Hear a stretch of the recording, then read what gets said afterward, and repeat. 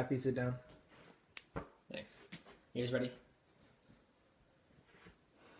We've all heard about gun violence, but what if one of those shootings involved someone that you really truly love? It could happen to any loved one, your brother, mother, cousin, or even yourself. They're terrible, but how do they all happen?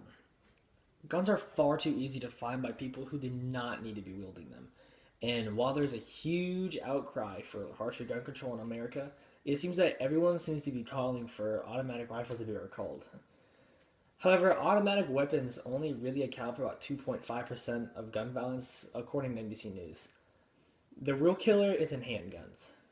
Handguns are extremely easy to come by in the United States and account for about 79% of gun-related injuries in the United States. In fact, in our home state of Mississippi, you don't even have to register your pistol, and you don't even have to report where you bought it from. That's a lot of people who have been seriously injured due to a handgun. Let me throw some numbers at you. According to NBC News and the Brady campaign to prevent gun violence, 100,000 people are shot annually in the United States. That's roughly 280 people a day. 85 of those people will die before they even reach a hospital. 30 of those people will be murdered, and 53 of them will have committed suicide. In 2010, 82 children and 53 law enforcement officials died by the likes of a handgun. But it gets worse. From 2000 to 2009, a total of 335,000 people died from gun violence in the United States. According to the 2012 census, that's more than the population of St. Louis, Pittsburgh, and Cincinnati. And honestly, that's far too much if you ask me. Research shows that if each state raised their waiting period to get a gun by 2 weeks, that a gun violence would decrease by 28.2%. However, 14 states have no waiting period at all to purchase a handgun of any kind.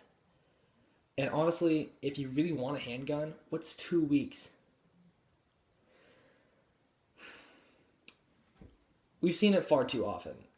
In fact, on the 24th of October, a 17-year-old kid took his father's gun, killed one child, injuring 3 more, before shooting himself in the head.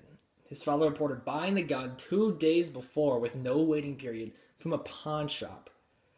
In fact, most weapons used in shootings are purchased 2 or 3 days before they're actually used to commit a crime. However, there are many ways in which we could fix a lot of these problems. First of all, we could stop blaming the gun themselves and start blaming the people themselves. We can do this by making mental health evaluations mandatory to purchase a gun. If you do not pass said evaluation, classes can be made available to you, and after receiving help and being cleared by a medical professional, you can be reevaluated 6 months later. Drug testing should be the norm for all purchase requests. After testing positive for a drug test, rehabilitation could be at your disposal. And after being cleared by it, you could reapply it a year later. After both of these steps were passed, gun safety courses should be the norm as well. And finally, after all of these steps, we're cleared, a 3-week waiting period should be put into place. I do not believe that guns are the problem. In fact, I'm a big supporter of the open carry law that we have here in our home state of Mississippi. However, they need to be registered. You need to report where you bought it from and how long ago you bought it.